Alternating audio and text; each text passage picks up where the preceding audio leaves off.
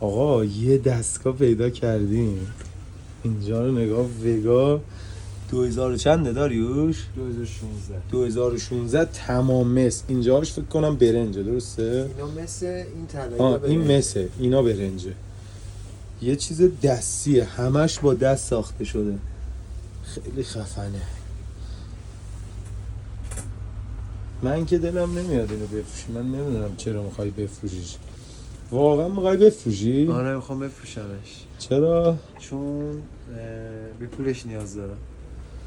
خیلی بده به خاطر پول یه چیز عتیقه رو بفروشی. خیلی خفن حاجی، اصلا دوست دارم. ببین از پشت ویترین اومدم دیدم وایستادم، گفتم فکر کنم گذاشته بار میخواد تستش کنه، درسته؟ با ویلا